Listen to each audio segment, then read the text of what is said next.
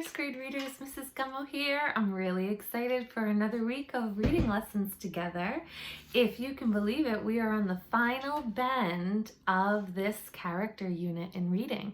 And so by the end of the week, you'll be celebrating all of the fabulous things that you've learned before we move on to our next unit.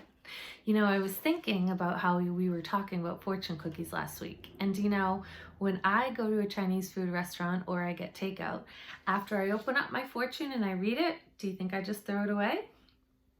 No, I don't. Sometimes I fold it up and put it in my pocket, or I might even keep it in my purse because the fortunes and the cookies are like little life lessons and reminders of how you can live a good life. So I was thinking of this time that I got a birthday gift and it was a boiling pot. And I remember thinking, something to cook with. Oh, yay. I was kind of feeling a little disappointed or a little grouchy that I didn't get a new dress or a new pair of earrings. But then I remembered a fortune I got before. And it said, be grateful for the things that you have. And in that moment of kind of being a little down about my boiling pot, I thought, I should really be thankful I got this because I need a new pot to make pasta. I'm telling you all this because it's not just fortunes from fortune cookies that you carry with you. It's also the lessons from books. You carry those with you forever. When you come across a problem in life, almost like a character in your own story, like you're the character in your own story, you can remember that life lesson. In fact, you learned a lot of life lessons from the books you were reading last week, and you shared them with Mr. Moskowitz, Mrs. Nelson, and myself. Well, today, readers, I want to teach you that you don't just think about life lessons at the end of a story. You also think about them when you start reading a new book. You can try to predict what the lesson will even be before you start to read, thinking right from the start, I wonder if this is going to be one of the stories that teaches you, and you can finish that sentence with your thinking. In fact, I wrote that down because I'd like to do some work with that today before we read together. So I wrote it down here. I wonder if this is going to be one of the stories that teaches you. And you can think about all those life lessons you've been learning in your books. I wonder if this is going to be one of the stories that teaches you never to give up. I wonder if this is going to be one of the stories that teaches you to work together as a team. Like we said last week with our upstairs mouse, downstairs mole, many hands make light work. So let's do some of that thinking here. Oops, I've got two books that we'll do that with. So, some of you might be familiar with this book-ish, but have you thought of it about what life lesson the author teaches? One way you can make a prediction isn't just by looking at the cover, although we do sometimes do that when we're taking a sneak peek. But you can read the first page or two and think, I wonder if this is going to be one of those stories that teaches you. So let's do that. Ramon loved to draw. Anytime, anything, anywhere. One day, Ramon was drawing a vase of flowers. His brother Leon leaned over his shoulder. Leon burst out laughing. "What is that?" he asked.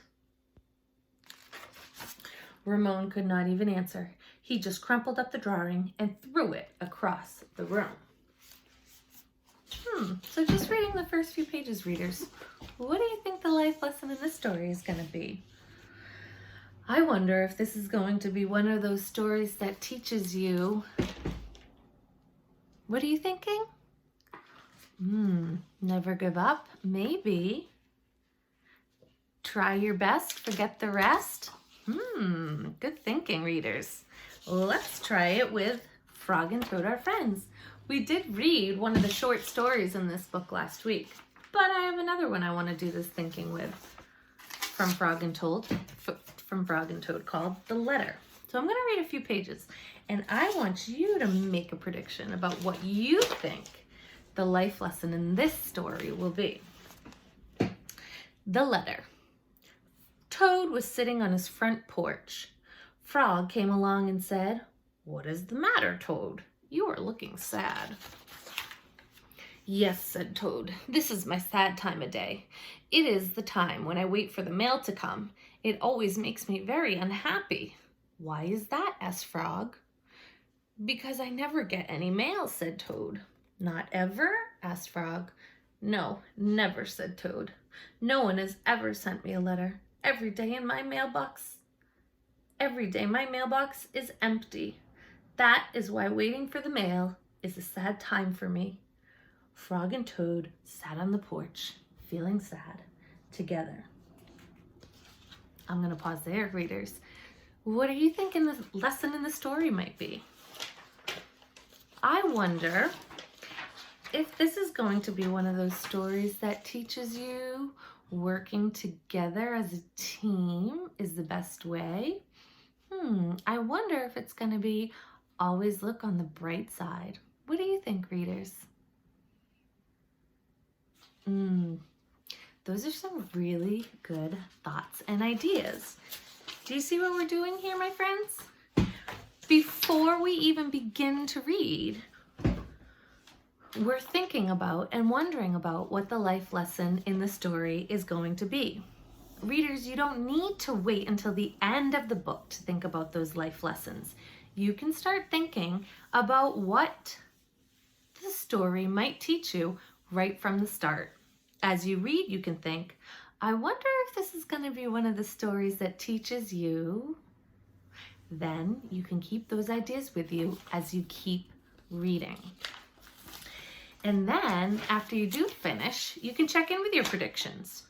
We're going to do that right now, because today, after I send you off to go reading, I want you to check in with your own predictions and look at one of the books that you read and thought about today. You can reread from the beginning to remind yourself what you thought the life lesson would be.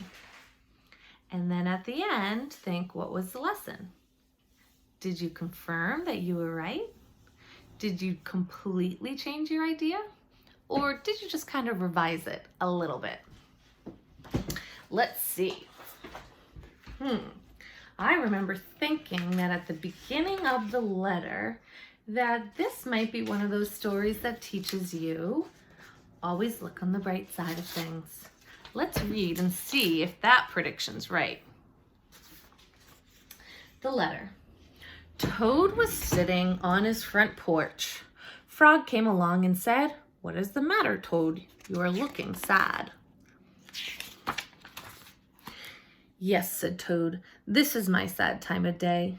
It is the time when I wait for the mail to come. It always makes me very unhappy." "Why is that?" asked Frog. "Because I never get any mail," said Toad. "Not ever?" asked Frog. "No, never," said Toad. "No one has ever sent me a letter. Every day my mailbox is empty. That is why waiting for the mail is a sad time for me." Frog and Toad sat on the porch, feeling sad together. Then Frog said, "I have to go home now, Toad. There is something that I must do." Frog hurried home. He found a pencil and a piece of paper. He wrote on the paper. He put the paper in an envelope. On the envelope, he wrote, "A letter for Toad." Frog ran out of the house. He saw a snail that he knew. "Snail," said Frog, "please take this letter to Toad's house and put it in his mailbox." "Sure," said Snail, "right away." Then Frog ran back to Toad's house. Toad was in bed taking a nap. "Toad," said Frog, "I think you should get up and wait for the mail some more." "No," said Toad, "I am tired of waiting for the mail." Frog looked out of the window at Toad's mailbox. The snail was not there yet. "Toad," said Frog, "you never know when someone may send you a letter." "No, no," said Toad, "I do not think anyone will ever send me a letter."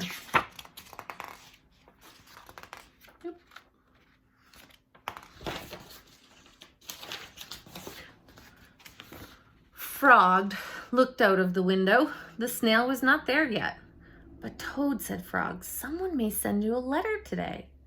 Don't be silly, said Toad. No one has ever sent me a letter before, and no one will send me a letter today. Frog looked out of the window. The snail was still not there. Frog, why do you keep looking out of the window? Asked Toad. Because now I am waiting for the mail, said Frog. But there will not be any, said Toad. Oh, yes, there will, said Frog, because I have sent you a letter. You have, said Toad. What did you write in the letter? Frog said, I wrote, Dear Toad, I am glad that you are my best friend. Your best friend, Frog. Oh, said Toad, that makes a very good letter. Then Frog and Toad went out on the porch to wait for the mail. They sat there feeling very happy together. Frog and Toad waited a long time. 4 days later, the snail got to Toad's house and gave him the letter from Frog. Toad was very pleased to have it. And that's the end of that story, readers. So, what do you think? Was the prediction that good things always look on the bright side of things? Do you think that was pretty accurate? Yeah, I'm thinking maybe I want to change that a little. Just revise it. And yes, always see the bright side of things, but I'm also thinking the life lesson might be good things come to those who wait. What do you think? You're right. It could be something like seeing the bright side of things is always easier with a friend. Today, readers, I'm going to send you off to go read your books. And before you even start to jump into the whole story, I want you to be thinking, I wonder if this is going to be one of those stories that teaches you can predict the lesson right from the start. And when you're done, check in on those predictions. You can confirm, are they right? Do you need to completely change them? Or maybe just revise them a little. Happy reading, friends. Bye.